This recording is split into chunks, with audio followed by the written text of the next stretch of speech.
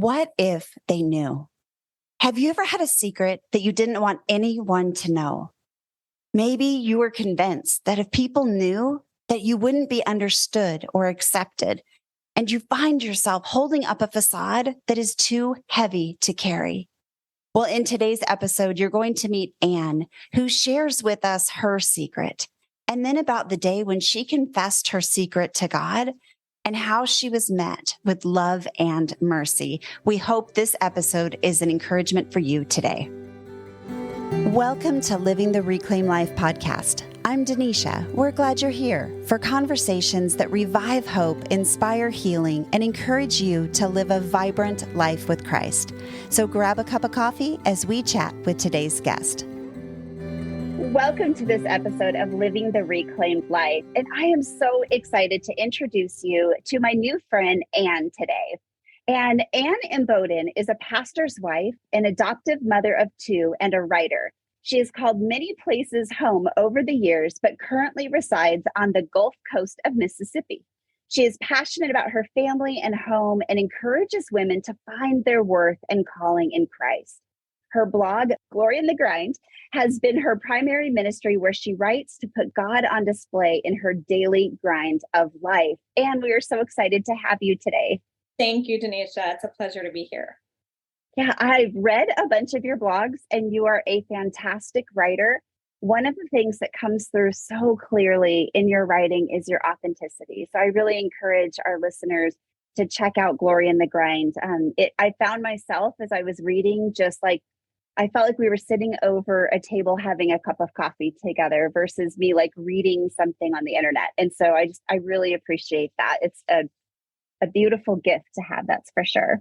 Thank you. Thank you. That's very humbling and flattering at the same time. So thank you. And I strive to do that with my blog and just in life too, just to be authentic. And the whole intention of the blog was to do exactly what you said, to make women or anyone, any reader feel that they're just sitting across the table from me, sharing a cup of coffee, and they're listening to my story. I'm hearing their story and hopefully encouraging them and showing them where to see God in just the day-to-day of life.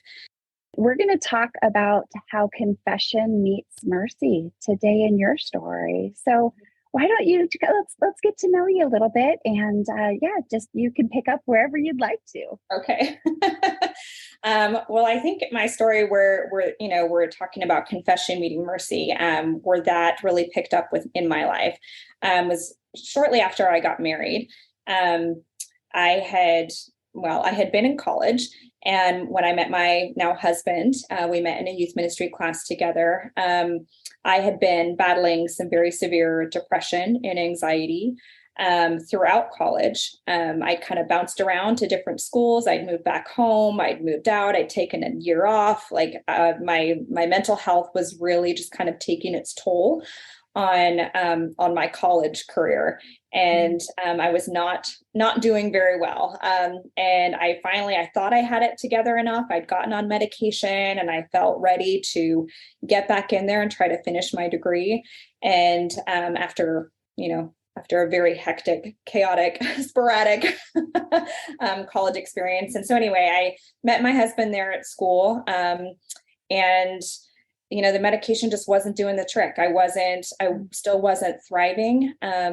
But I met him and we fell in love and I wanted to get married. And so I wasn't forthcoming about how much I was struggling mentally. I was very ashamed. My mental health was keeping me from attending class, from doing well in my grades. It was keeping me from being honest with professors, letting them know how difficult it was for me to give oral presentations, for me to do group projects. The anxiety was really crippling.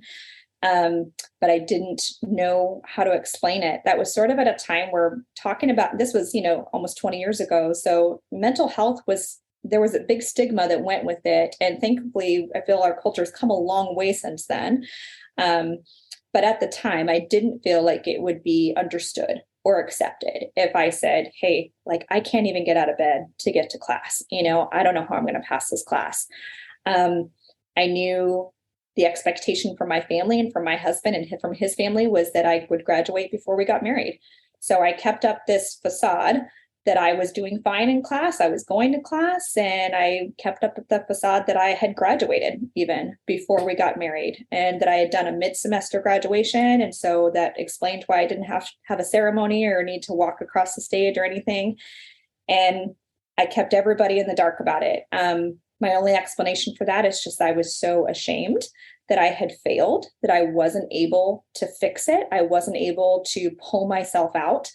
I was a smart girl. Like, I got A's in high school. I went to my college of choice. I had a softball scholarship, and all of it went down the drain when I struggled with my mental health.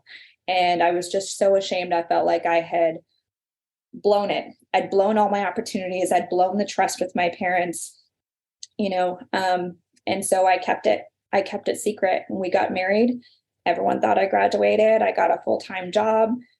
And about a year into our marriage, I had told nobody. I hadn't even talked to God about it. I had not confessed it to the Lord. I had not even written it down in a journal. Nobody knew. And it was just my little secret, because I didn't know. I mean, the longer it went on, the longer I kept it, the harder it got for me to just come out and say, I never finished college. I never finished college. And my husband gave me a book to read. It was one he was reading with the Bible study group of his at church, and it was called True Faced. And so I was sort of reading it on the side, and during my quiet time, I was still had a quiet time. I was still praying. I was still reading my Bible, and I was talking to God about everything but that one thing. That was one thing I was not ready to hand over to him. And my marriage was doing well. I thought, everything, I was spinning all the plates except for that one thing that nobody knew about. And I was at work one day, and I was working as a retail manager, and I brought my journal and my Bible with me on my lunch break. And I sat in the food court, and I had the True Faced book, and just kind of went through my emotions with the Lord and prayed, and, didn't talk to him about that. We're going to talk about everything else. And I don't remember what it was, but I read something in the True Faced book that just, I say it all the time, like, God met me in the food court. Like, the Holy Spirit just convicted me and literally put me on my knees in the middle of a busy food court with my Hallmark uniform on, eating a soft pretzel, like the most unexpected place to meet God. And I just started sobbing, and I took my pen and I got out my journal and I wrote it down for the first time, like as a confession. And I wrote, I never graduated from college. And it was the first time I put it in writing. It was the first time I just put it out there.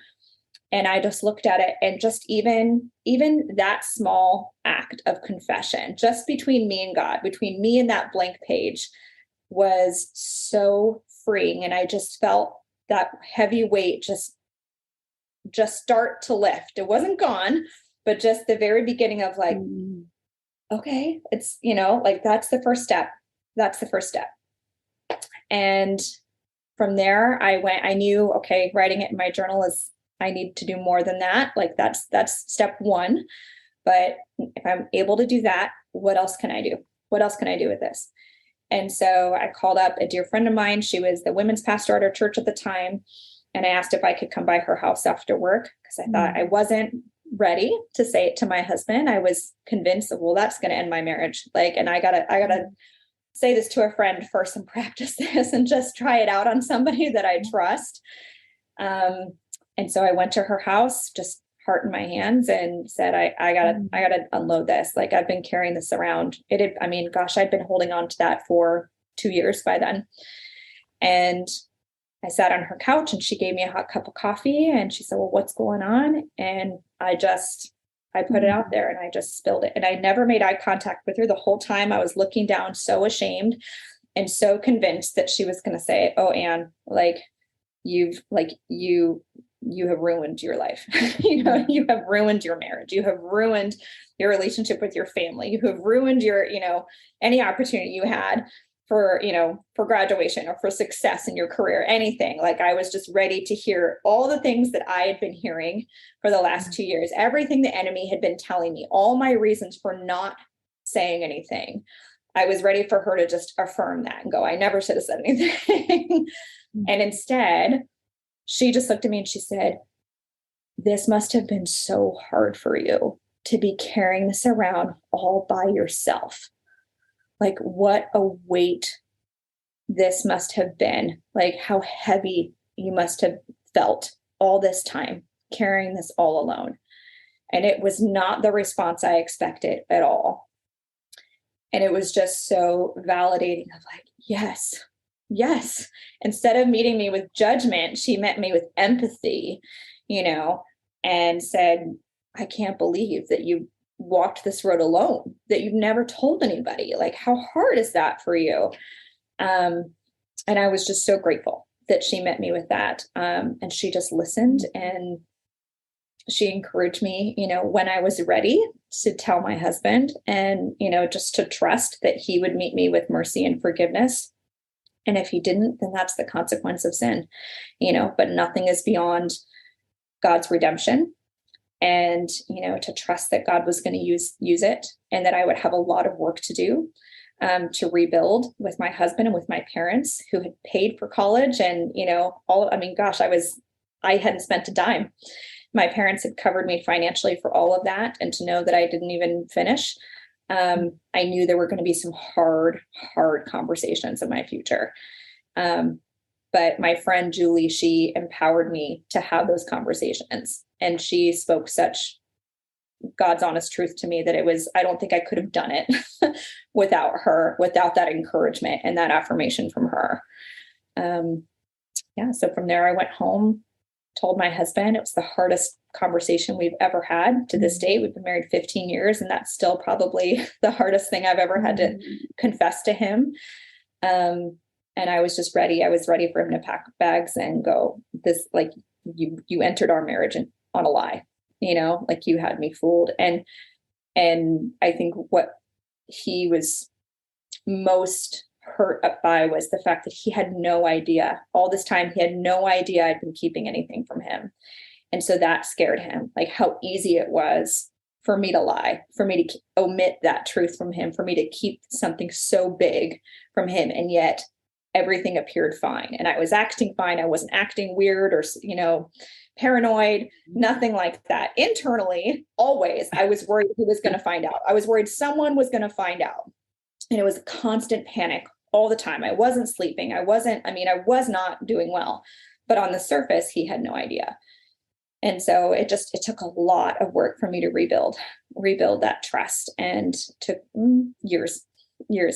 And a lot of him checking in, and, finances, that had tied into finances for me. I was trying to, cope with my guilt through retail therapy. And so I was dealing with financial indiscretions as well. All of it was linked to, me not finishing college and the shame I felt there, but I was coping with it in ways that also became secrets. And it just sort of snowballed, into this, started with one thing, and now actually it led to all these other things.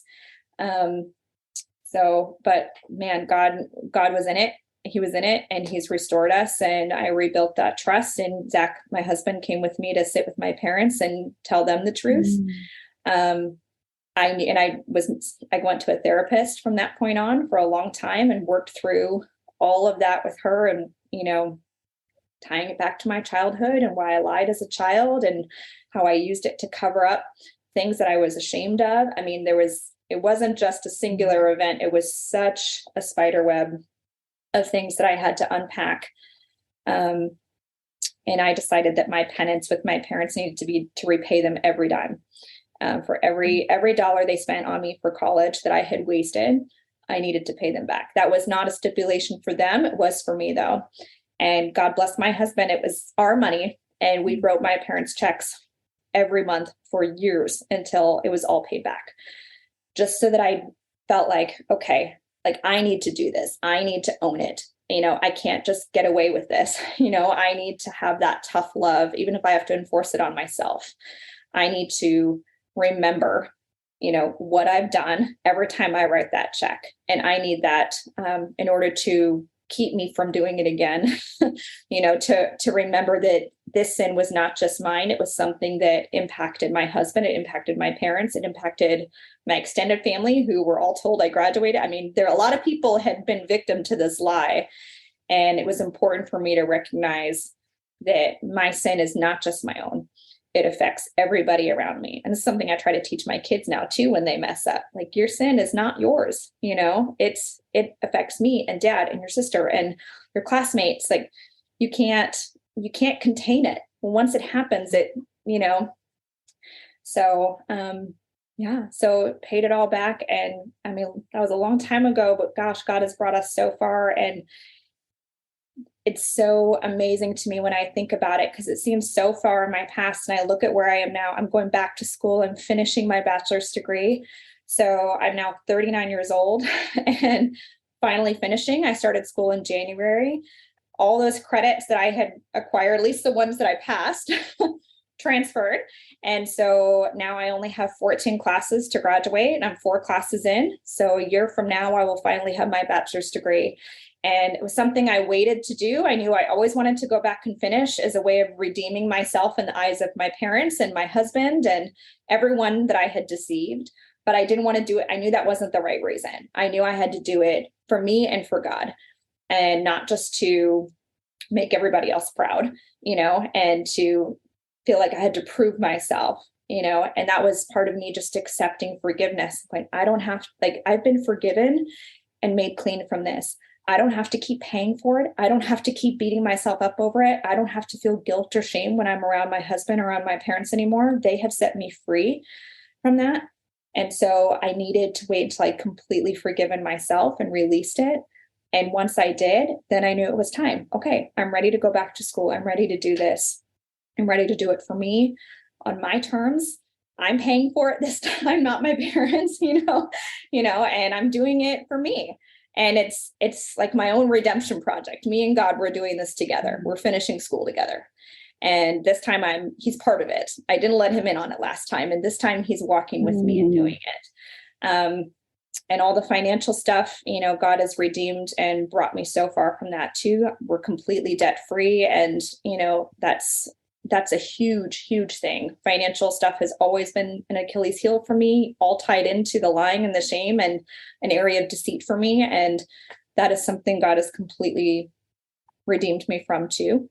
And so it's really miraculous when I think of, that was 13 years ago, and how far I've come, how far God has brought me since all of that. So as you described that moment in the food court, like, tears came to my eyes because I could feel that weight as you're sitting there with this book that didn't probably end up in your hands by coincidence, right? Right. You have this book, you have your journal, you're sitting there, you're carrying all this. At that point in the food court that day, were you married for 2 years then? A year and a half. Mm-hmm. A year and a half. Yeah. So you're a year and a half into your marriage. Mm-hmm. Wow. Mm-hmm. So husband, everything on the outside looks like it's going beautifully, right? We have a college degree, we're, married, everything looks as it should be, but you're carrying the weight knowing that not only had you, said that you graduated when you hadn't, you were carrying through that weight. I mean, I know what anxiety and depression feels like, or can feel like, for me at least. And that is its own weight on its own. That's walking through concrete without carrying a backpack full of weights also, right? And so I just picture you sitting in that food court carrying all of this heaped on you.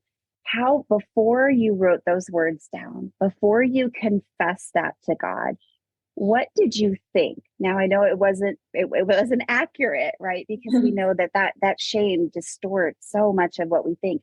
But sitting in that food court, before you had that moment of confessing to the Lord what was happening and really owning it yourself in that moment, how was your view of God? If somebody were to say, Anne, what does God think of you right now? Before, like, right walking into sitting down at that food court, what would you have said? Yeah. Disappointed. I think I felt like I knew I was disappointing him. I knew he knew there was a piece of me that I was not coming clean about, that I was not willing to give him.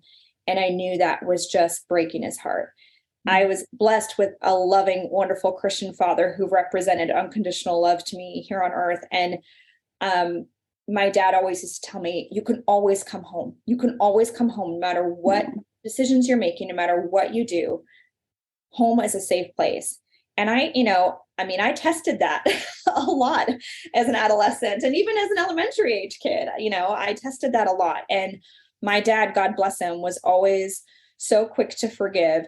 And while there's nothing wrong with that, my personality, for me, it just made me feel worse, knowing that like I was so undeserving of that kind of love. I deserve to be yelled at. I deserve to be grounded. I deserve to be kicked out. I deserve to have to pay rent because I bailed out of college and came home.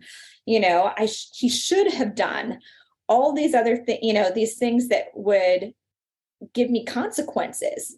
That's what I thought he should do. And so when I wasn't given those things, and instead I was just offered love free of charge, I didn't know what to do with it. It made me feel worse. And that's not an issue with my dad. That was an issue with me. And I think that's a big reason why I kept it from God for so long. Because I knew as soon as I gave it up, he'd say, it's okay. I'm wiping your slate clean. It's all good. But I knew I didn't deserve that. And I felt like I should be treated like my sins deserve. And the Bible actually says the opposite. He does not treat us as our sins deserve. And I didn't know what to do with that kind of mercy, and it seems so twisted now that my relationship with the Lord has changed and matured so much that I look at that now and go, well, that was ridiculous. Like, I knew I'd be met with forgiveness, and yet I didn't give it over. But at the time, that's how I felt. And so I love everything that you said there, because I think so many times we believe that lie, right? The enemy hides in the darkness. Yes. And so when we tuck things away, his voice can get louder and louder than even the truth of what we know. I mean, yeah, that's such a great picture of where I think a lot of women find themselves in, whatever their secret is, whatever that secret is, whether it's a secret addiction, whether it's adultery, whether it's past abuse, that we just think, if anyone knew, here's what I would be faced with. And I love what your friend Julie said to you, because that's so the heart of God. I mean, your example of this story, Anna, is such a beautiful picture, how your dad treated you, how Julie, held your story with such tenderness and really just met you in it. She didn't do the, you should have, you could have, now you need to. She held it. And I love that you even said, when I was ready to go tell my husband, like, that is such a beautiful picture. And I know that not all of us have been met with such mercy and grace and love when we have confessed something. But what you experienced from your friend and your father was really the heart of God. I mean, that's the prodigal coming home and the father running to him to greet him. I mean, that is just such a beautiful picture. And I just want to encourage our listeners that if you're listening right now and you're thinking, oh, but they don't know about my secret, they don't know what I'm holding back, that would not be the case. Like, it's worse, right? I just want to say that is exactly what the enemy wants us to think. Right. And although there are safe people in our lives and there are not safe people, right? Like, you chose Julie for a reason. She was your women's pastor. We have safe friends, and then we have friends that we probably don't want to share in intimate detail like that. But can you say one more time for ladies that are listening, if they have a secret, if they are suffering with anxiety or depression or something that they have kept hidden from in their past, and they are holding that weight of shame right now, can you repeat to them what Julie's words were to you? Yes. When I first confessed to Julie, her immediate reaction was, I can't believe you've held that for so long. That must have felt so heavy for you. How difficult it must have been for you to be carrying this weight for so long by yourself. And she met me with that empathy. And it was in that I just kind of felt the shackles start to release, because that's what our sin is. It's slavery. and that's what we need to remember when the enemy is so loud in our head and telling us, no one will understand. You'll never be free of this. You can be free of this, whatever it is, whether it's your addiction or a lie you've been holding on to, whatever it is, you can be free. It made me think of the woman at the well and how Jesus convicted her. He called her out on her sin, but we can't be known unless we're convicted. The only way to truly be known by God or truly be known by our spouse, by a close friend, is for them to know every part of us, even the yucky stuff, even the sin, even the things that we're ashamed of. Conviction comes from being known, being truly known. And once we're known, that is so freeing, because then you can just be who you are. You can be, you can just be all you, all out there. Your whole mess of life, your whole mess of your heart can be there, and you can be honest with the people that genuinely know you. And for me, there was just that confession was such a key part. Yes, confessing to the Lord was a big, big step, and I could have stopped there. Mm-hmm. But like I said, our sin doesn't affect just us. Addiction doesn't affect just you. It's impacted the people around you. Adultery doesn't affect just you. It impacts your spouse, your children, your family. It's our sin, if we let it, becomes very selfish. And we can say, oh, well, God and I have dealt with this. We're good. Okay, but you've also sinned against the people around you, intentionally or not. And so confession needs to happen there too in order to make it right. And it is scary. It's so scary because it might, like you said, it might not be met with forgiveness and mercy. We hope it is. But if it's not, still the freedom that comes from the confession, you can't control how other people react to your confession. You can't. So and true. You have to release that before you go into it. You have to just be okay with whatever is going to come of this, but your spirit will be unloaded. You can't control what their spirit's doing, but you can control yours. And you can offload it, and you can be free of the guilt and the shame by putting it out there.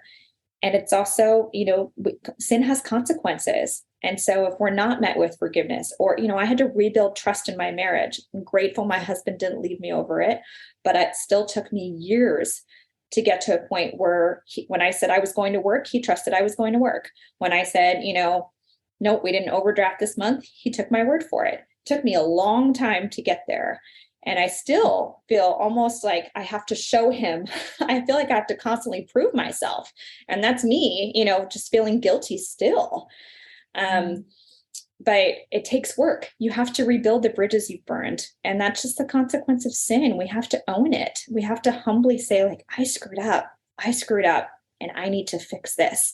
But the great thing is you don't have to fix it by yourself. You have a God who is there, and that was my mistake in keeping it. I was trying to make it better and hide it and cover all my tracks alone, and not believing that God was going to be there in the confession and that he was going to help. That sounds exhausting. Yes. That sounds exhausting. Yes. Trying to hold all of that yourself. Yes. So there is freedom. There's freedom in confession for sure. James 5:16 is one of my favorite verses about that. It says, confess your sins to each other and pray for each other so that you may be healed. And I love that healing, not just the freedom, but the healing that comes from confession. Amen. That's such a story. We love the word reclaimed around here. Yes. But it means to rescue and restore. And that's what I see in your story. Even when you mentioned that even as a little girl, you would tell fibs or lie. Yes. And then fast forward, and here's this incredibly strong, brave woman who has walked with the Lord through the valley and on the mountaintops. And he's completely rescued and restored even that tendency that might have tried, to come in when you were little. I mean, what a healing process. So kind of what it looked like with you and your husband was just time. Just sort of rebuild that trust, rebuild that assurance for him. And the fact you paid your parents back and now you're going to school, that is reclamation right there. Yes. Yes. That is God just rescuing and restoring your story. And it's really just a beautiful process. I know it took a while, like to go through that from the food court moment, from the moment it started to the food court. What a milestone though. Yeah. I mean, to picture you sitting in that food court, writing it down to yourself. It was almost like admitting it to yourself was that first step of pulling it out of the darkness into the light and letting God tend to that part of your story. Yes. I have the same Bible I had that day 15 years ago. It's a journaling Bible. And the verse that I underlined on that day, and I have the date written next to it, was Psalm 40, 12 through 13. For troubles without number surround me. My sins have overtaken me and I cannot see. They are more than the hairs of my head, and my heart fails within me. Please be pleased to save me, Lord. Come quickly, Lord, to help me. And the note I wrote in the margin was, Lord, save me from myself. And I still I turn to that all the time. And it's such a wonderful reminder of how broken I was and how lost I was. And you mentioned the prodigal son. Actually just wrote a blog about that maybe a month ago, about that story of the prodigal son, and how so many people relate to the older brother, and being so annoyed that the little brother got this big party. I always relate to the prodigal son because that was me. And, being met with such mercy and with such grace, and almost my empathy for that prodigal son now, like he wasn't just a defiant running off, I'm going to go and blow all my money. I don't think that was his intent. That was never my intent, was to betray my parents and to, blow through all their money and to fail out of college. Like, it's not that I didn't care about that. It's not that I didn't want responsibility. Like, it wasn't a rebellious teenager making those decisions. I was lost. I was genuinely lost. The depression, I was in a cloud. The anxiety was, throwing me into confusion. I was not who I normally was. I was not healthy. And I was very, very lost. And in that confusion, in that maze of depression and anxiety, I made some horrible choices, some life-altering choices. And when I read the story of the prodigal son, that's what I relate to. I'm like, I don't think he was just a bullheaded, teenager. I think he was lost. I think he thought he knew what he was doing. And then once he got out in the world and temptation started getting thrown at him and peer pressure and all these things, all these draws, and the enemy was saying things to him, and he got lost real fast. And it wasn't until he had that, for him, it was, in the pigsty, right? And eating the pig slop. For me, it was the food court, but that was his moment of like, what am I doing? What have I become? I need to right this. I need to right this wrong. And that's what led him to come back home. So. What a beautiful picture of Christ's redemption. Yes. So as we end today, were you raised in a Christian home? It sounds like your dad was amazing. You were raised in a Christian family? Yes. Okay. Yes. That's really beautiful. When was the first time that you truly felt Christ's forgiveness and Christ's redemption? Like, can you remember a time maybe when you were a little girl, or sometime when you went, wow, that is all because of Jesus? That's a great question. Goodness. I remember when I'd always been in church. I'd always heard the name of Jesus. I knew all the Bible stories. We did Bible drills after dinner every night. I was in Awanas. I knew all the verses. Excuse me. It wasn't until maybe middle school, where, middle school is just rough.